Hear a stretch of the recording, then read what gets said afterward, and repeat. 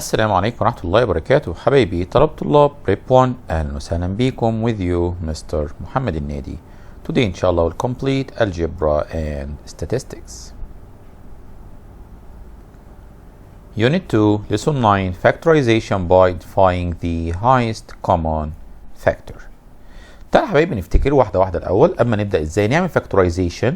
تعالى نفتكر موضوع الفاكتورايزيشن، مين هم الفاكتورز، تعالى نفتكرهم واحدة واحدة. أول حاجة لو جينا نتكلم the meaning of factorization, this is the first type. The meaning of the factorization, the number 24 can be factorized as the following. 24 ممكن تكون factorize يعني في حاجة by حاجة numbers multiplying by another number equals 24, like 24 equals 2 times 12, like 3 times 8, like 3 times 2 times 2 times 2 equals 24. Okay, all of it, so we can factorize 24 by using one of these methods. Okay, like 36, we can factorize it by using 3 times 12, 6 times 6, 2 times 2 times 3 times 3. حتى لما اجي اسالك الفاكتورز بتاعتها تقول لي ايه؟ ان هم 3 وال 8 2 وال 12 and so on. Okay, so the factorization is the product of two factors or more. Your factorization, it's a product of two factors or more. Like algebraic term 4x, how can you factorize it? 4x, it means that it's 4 times x, or it's 2 times 2 times x. Okay, so we can make factorize by using one methods or more. Okay, so question like 6x squared, how can we factorize it? 6x squared, it means that it's 6 multiplying by x squared, or it's 2x times 3x, like that also, or it's 6x times x and so on. خلاص؟ طب ده على حسب ايه بقى؟ يبقى على حسب الكويستشن اللي احنا محتاجينه. بس انت مركز دلوقتي factorization is the product of two factors or more. Okay, the second one. خلاص احنا دلوقتي عرفنا في ال H.C.F عرفنا ال F اللي هي الفاكتورز. Number 2 common factor. What does it mean common factor C.F? What does it mean? Common factor of two numbers is the number that divides each of the two numbers. يبقى common factor النمبر اللي هو ايه؟ ينفع اعمله divided على two numbers اللي عندنا. Like 3 is a common factor of 24 and 36. Why? Because 24 divided 3 equals 8 and 36 divided 3 equals 12. يبقى common factor عندنا 24 و 36 مين؟ 3. بس 3؟ لا، ممكن نلاقي كذا common factor. اوكي طيب كمان في الالجبريك تيرم برضه بدور على الكومن فاكتور اللي ينفع اعمله ديفايد هما الاثنين. Like 2 is a common factor for 4x and 6x square. Why? لأن 4x over 2 equals 2x و 6x square over 2 equals 3x square. And also 2x is a common factor of the same term. ليه؟ لأن هما الاثنين أقدر أعمل لهم divided by 2x. يبقى الكومن فاكتور اللي هو الفاكتور اللي ينفع أعمله divided لمين؟ للتو terms اللي موجودين عندك. طيب the highest common factor is what? Highest common factor is the greatest number divides each of the two numbers and denoted by H.C.F. Like 12 is the highest common factor of 24 and 36. احنا زي ما اتفقنا 24 و 36 في common factor ممكن تبقى 3، ممكن ال 4، ممكن ال 12، ممكن 6. Okay, all of it is common factor. Okay, طيب which one is the greatest or the highest? The highest common factor it's 12. ليه؟ لأن 24 divided by 12 equals 2 و 36 divided by 12 equals 3. تلاقي الانسرز اللي طلعت معاك ان هو لما 2 و 3 ما اقدرش اعمله ديفايد على حاجه تاني غير ال 1. ساعتها بقول ان 12 دوت هو ال highest common factor عندنا. طيب like 4x and 6x square، لو قلنا ان ال 2 common factor وال 2x is a common factor مين الجريتس؟ طبعا ال 2x هي اللي تبقى الايه؟ common factor. يبقى لو بنحب ناخد common factor من 2x وال x square بناخد اصغر باور عندنا، يعني ال x وال x square بناخد الصغير فيهم اللي هي ال x، وال 2 وال 6 بناخد مين؟ اصغر نمبر فيهم اللي هي مين؟ اللي هي 2 ما بين ال 4 وما بين ال 6. طيب to find the highest common factor, number 1 find the highest common factor of the numerical coefficient. Number 2 take each repeated symbol in all term with the smallest index. يعني بشتغل على الكوفيشنتس الواحده اللي هي النمبرز الواحده، بناخد اكبر نمبر ينفع يعملوا ديفايد عليهم هم الفاكتورز الموجوده عندك، خلاص، او الترمز الموجوده عندك. نمبر 2 بالنسبه للسيمبلز اللي عندك بتاخد ايه؟ في الريبيتد سيمبل بناخد اصغر اندكس موجود فيهم او اصغر باور فيهم. For example 6x سكوير y minus 8xy cubic 4xyz. مين ال HCF؟ لو مسكنا ال 6 ومسكنا ال 8 ومسكنا ال 4 هنلاقي ان الكومن فاكتور اللي هم كلهم هو مين؟ ال 2. لان ال 2 ينفع اعمل 6 ديفايدد 2 وينفع نعمل 8 ديفايدد 2 وينفع نعمل 4 ديفايدد 2. لان ال 4 هي 2 times 2 وال 8 هي 2 times 2 times 2. طيب وال 6 هي 2 times 3. فتلاقي النمبر ريبيت عندك ال 2 2 2 يبقى 2 هي الوحيده الريبيتد، مفيش حاجه ثانيه ريبيتد عندهم هم الثلاثه. يبقى ده اول حاجه كوفيشنت هي ال 2. طيب نروح بعد كده للسيمبل اكس. هنا اكس سكوير وهنا اكس وهنا اكس، يبقى اصغر حاجه فيهم هي الاكس. والواي هنا واي كيوبيك واي، يبقى اصغر حاجه فيهم الواي. طب والزد مفيش الا الترم ده بس هو اللي فيه زد والباقي ما فيهوش، يبقى ما ينفعش اخد زد كهايست كومن فاكتور. اوكي طيب find HCF of the algebraic term. how can we make factorization بقى؟ بناخد ال highest common factor outside two bracket وبنعمل divide each term of the algebraic expression by H.C.F and write the quotient inside the two brackets. ازاي يا مستر؟ تعالوا نشوف. Factorize each of the following by finding the mean the highest common factor. طيب اوكي، اول حاجه هنعملها ايه هي؟ دي 5a plus 15b. نيجي نقول له يا ترى مين ال highest common factor؟ فبقول له ان ال 5 مفيش الا هي 5 by 1. طب وال 15 تمشي معانا 3 times 5. خلاص بحاول ان انا اشتغل على الايه؟ على البرايم نمبرز، فنلاقي ان ال 5 هي الريبيتنج هنا وهنا ومفيش حاجه ثانيه. 3 ما تنفعش، يبقى اقول له اول حاجه ال 5. نروح للسيمبل، هنا A وهنا مفيش A يبقى ما ينفعش ناخد A common factor. هنا في B وهنا مفيش B ما ينفعش ناخد B common factor، يبقى اخدنا ال 5. وبعدين بنعمل ايه؟ بقول له الاول ترم ده اللي هو ال 5A نعمل له divided by 5. 5 divided 5 equals 1A plus 15 divided 5 equals 3b. يبقى ممكن نكتبه بالشكل ده ونقول له كده equals 5a plus 3b. يبقى بدل ما اكتبها 1a نكتب a بس كده على طول. another one 10xy minus 8xz. ال 10 عندنا يا ولاد هي 2 times 5. طب وال 8 2 times 5. طب وال 8 هي 2 times 2 times 2. يبقى الريبيتد هنا وهنا مين؟ هي 2. سو خدنا ال 2 يا مستر خلاص common factor. نرجع للليترز، هنا x وهنا x يبقى خدنا x common factor، وهنا في y هنا ما فيش، ما ينفعش ناخد ال y common factor. واجي اقول له 10xz divided by 2x 10 divided 2 equals 5y minus 8xz divided by 2x 8 divided 2 equals 4 و x divided x cancel and the remainder z. Okay, next one 12x square minus 4xy. لو مسكنا 12 هنلاقيها 3 times 4. ال 4 ديت اللي هي 2 times 2 وال 4 عندنا هي 2 times 2. لو مسكنا الريبيتنج هنلاقي ان 2 times 2 عندهم كلهم اللي هي ال 4. يبقى خدنا ال 4 common. هنا في x سكوير وهنا في x، يبقى ناخد السمولست اللي هي الاكس، والواي مش هينفع ناخدها لان هنا في y وهنا ما فيش.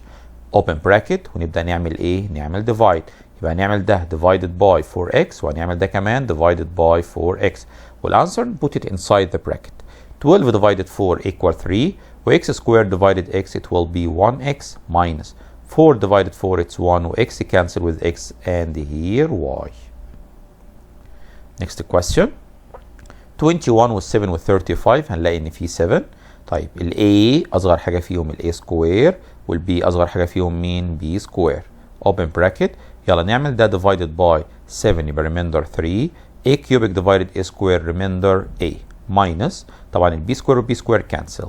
Number second 7 divided 7 1 a square divided ال a square divided ال a square يبقى مفيش a square وال b square divided b square مفيش، يبقى يتبقى معايا بس هو ال 1 minus 35 divided 7 it's 5 وال a square cancel ويتبقى معانا بس مين؟ ال b. Example 2. Choose the correct answer from the given ones. 8x cubic plus 24y square equals. هنعمل ايه؟ خدنا يا مستر ال 8 common factor، لما ناخد من هنا ال 8 common factor cancel يبقى remainder x cubic plus تنساش، وبعدين 24 divided 8 يبقى remainder 3 and y square divided by 8 it's y square at the same, so the answer it will be x cubic plus 3y square. The second one يلا مين ال HCF هنا؟ فبقول له ما بين اول حاجه كوفيشن مفيش كوفيشن. الاكس سكوير والاكس اصغر واحده فيهم هي الاكس، والواي والواي سكوير اصغر حاجه الواي، ولو عملنا ديفايد هنلاقي الريميندر معانا من الفيرست هي الاكس ومن السكند معانا الواي، يبقى الانسر عندنا الاتش سي اف هو مين؟ هو الاكس واي. يبقى لما يقول لك فايند اتش سي اف تقول له هي الاكس واي بس. تمام؟ تمام. اللي بعده لو 3x plus 4y equals 7 then 9x plus 12y equals what؟ طبعا ده تريك كويستشن. بتعمل ايه؟ فبقول له طيب انا باخد الاول ده اخد منه الكومن فاكتور اللي هي مين؟ فبقول له ما بين ال 9 وال 12 في 3 common factor. تمام؟ open bracket 9 divided 3 it will be 3x plus 12 divided by 3 it's 4y. So the answer it will be what؟ هتلاقي عندك ان 3x plus 4y دوت equals 7 يبقى 3 times 7 equals 21. The next x plus y equals 4 و x square plus xy equals 24 then x equals what؟ طيب نرجع نقول تاني هنعمل ايه يا مستر؟ اول حاجه خلاص هو مديك دلوقتي ان x plus y equal 4 يبقى انا هاخد الاول مين؟ الاكس سكوير plus xy equals 24 واحاول ادور لها على صرف عشان تطلع معايا بالانسر ده. طب نعمل ايه؟ قال لي يا مستر ممكن نعمل كده ادي اكس سكوير ايه بقى؟ ممكن نعمل يا مستر لو جينا نعمل لها فاكتورايزيشن ما تجيش معانا. فقال لي طيب ممكن نعمل ايه؟ قال لي ممكن يا مستر تاخد كومن فاكتور. تعالى كده نشوف ناخد كومن فاكتور ازاي ما بين دي ودي. يبقى الاكس خدناها كومن فاكتور بقى معاك هنا مين؟ اكس بلس واي equals 24. حلو قوي. يبقى هنا ريميندر اوتسايد اكس وهنا اكس بلس واي خدناها ازاي؟ ما هو الاكس سكوير والاكس الكومن ما بينهم هي الاكس والواي مش هينفع اخد منها حاجه. عملنا اكس سكوير ديفايدد اكس ريميندر اكس واكس واي ديفايدد اكس ايكوالز واي. طيب الاكس بلس واي دي لوحدها بكام يا مستر؟ اللي هي 4 يبقى دي الاكس تايمز 4 equals 24. طيب what is the number by 4 equals 24؟ برافو عليك ويطلع معاك 6. يبقى remark sometimes the H.C.F in algebraic expression consists of more than one algebraic term. Factorize by identifying the highest common factor. تعال نشوف كده. هنا ال highest common factor هنلاقي bracket x minus y وهنا x minus y. Let's repeat يبقى خدنا ال x minus y. خلاص تمام. يتبقى معايا مين بقى؟ من الفيرست ده لو عملنا divided by x minus y يبقى البراكت cancel يبقى remainder x plus 3y plus in the middle. وجينا السكند ترم هو كمان عملنا له divided by x minus y so it's 2x. لو عملنا simplify تلاقي ال x minus y at the same وهنا ال x و 2x it will be 3x plus 3y. طيب ممكن كمان بعد كده ناخد ال 3 دي as a common factor so it will be 3x minus y and x plus y. The next one 3a multiplied by c minus d plus 4b d minus c. للأسف يا مستر هنا مفيش H.C.F. عارف امتى يكون في H.C.F؟ لو ظبطنا حاجة صغيرة. ايه هي؟ البراكت ده انا شايف ان هو زي البراكت ده بس الفكرة ان هو بس معمول له ايه؟ فليب مقلوبين عن بعض. فبقول له طيب ايه رأيك نعملها بالشكل الجميل ده؟ ادي 3a multiplying by c minus d ودي اغيرها تبقى c minus d برضو بس قبليها مين؟ 4b. ولما غيرتها بدل البوزيتيف تبقى نيجاتيف. بدل ما غيرتها بدل البوزيتيف هتبقى ايه؟ هتبقى نيجاتيف. وساعتها يا مستر هقدر بقى ايه؟ اطلع الانسر بتاعتنا. ازاي؟ هقول له دلوقتي خلاص بقى عندي كومن فاكتور وطالما بقى عندنا كومن فاكتور يبقى هقدر اعمل الشغل بتاعنا الطبيعي اهو. ادي هنا c minus d as a common وال from the first اتبقى معانا 3a و from the second it's minus 4b وكده تبقى ايه؟ مشيت معانا عادي خالص اهي. طيب the next question. If m minus 2n equals 10 find using factorization by identifying H.C.F the numerical value of the expression 3m multiplying by m minus 2n minus 6n multiplying by m minus 2n. طيب اول حاجه قبل ما اعمل سبستيوشن او اي حاجه طبعا حد من اصحابي يقول لي بص يا مستر انا ممكن اخد ده واعمل له سبستيوشن على طول هنا بال10 وهنا بال10 ما ام ماينس 2 ان كلها ب10. اقول له طيب بس اتبقى معاك 3 ام ماينس 6 ان هتعمل فيها ايه وهو عاوز يجيب الفاليو بتاعها كلها. اقول له طيب بص خطوه حلوه جدا. بص الستيب دي take the common factor m minus 2n in the first. take a common factor so the remainder from the first it's 3m minus and the remainder from the second it's 6n. اوكي طيب يا مستر ده انا كمان عندي 3 وال6 نقدر ناخد منهم common factor اللي هي 3 ها common factor ادي m minus 2n multiplying by from this one, so the remainder from here it's minus 2n. يبقى انا خدت 3 common factor from the second bracket وحطينا outside. لاحظ معايا بقى عندي كده الانسر مين؟ هنا 3 و m minus 2n دي كلها ب 10 وكمان ال m minus 2n ديت كمان بكام؟ ب 10. فيطلع معاك الفاليو equals 300. جبنا ال 10 منين؟ هو اللي كان مديها لي في اول الايه؟ question. يبقى ما استعجلش وركز في موضوع ال H.C.F. Use factorization by identifying the highest common factor to find the result. هنا بقى عاوز اشوف الستبس بتاعتك. How can you solve it by using steps not by using calculator.